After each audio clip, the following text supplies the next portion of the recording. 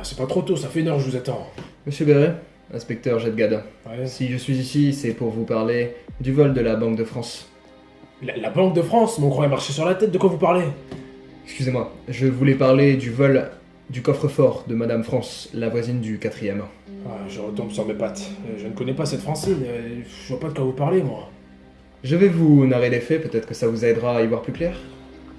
Le 26 avril 2019, il y a 2 jours donc, vers 23h30, Madame France rentre d'une soirée plus qu'arrosée avec ses amis. Elle découvre la porte d'entrée de son appartement forcée.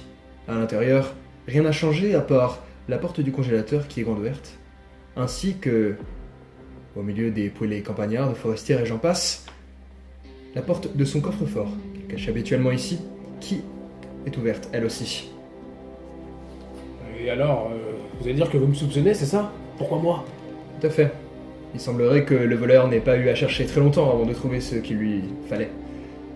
Il fallait donc que ce soit quelqu'un qui connaisse bien la victime. De plus, si je ne dis pas de bêtises, vous avez déjà un casier judiciaire puisque vous avez été incriminé pour le vol des émeraudes de Madame Belge, la voisine du premier. Non, ça je vous ai déjà expliqué que c'était sa fille qui me les avait donnés. Et si je ne dis pas de bêtises, Madame France nous a dit que vous aviez déjà partagé quelques poêlées en sa compagnie. J'avais aidé 1 ou 2 fois, elle m'avait invité à manger, oui, mais... Je pouvais pas savoir qu'il y avait un coffre derrière ces poêlées. Vous n'avez donc rien d'autre à nous dire? Je n'ai rien à vous dire. D'ailleurs, j'ai un petit peu soif. Ça fait 1 heure que je suis là, vous avez pas au moins de l'eau? Vous avez pas le droit de me retenir comme ça? De l'eau, je ne sais pas, mais il me reste un fond de jus d'orange. Ça vous ira? Oui.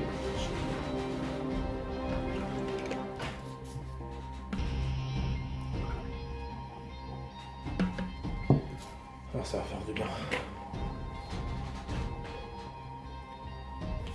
Ah, elle était super bonne sa poêlée.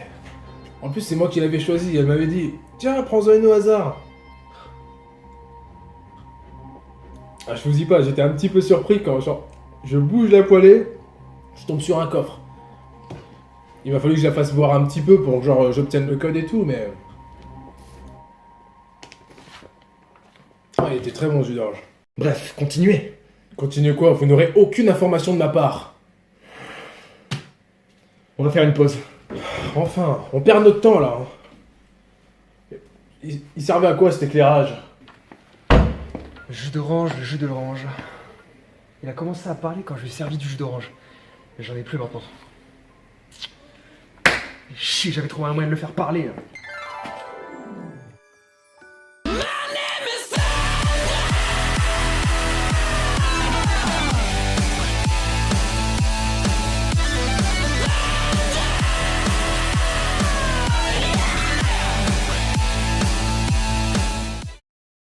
Et c'est pour ça qu'il faut faire attention aux puces de canard.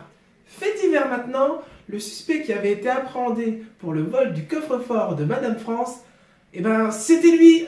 Il a tout avoué entre quelques culs secs de jus d'orange. Salut, je vous retrouve demain, toujours à la même heure, pour toutes les nouvelles informations.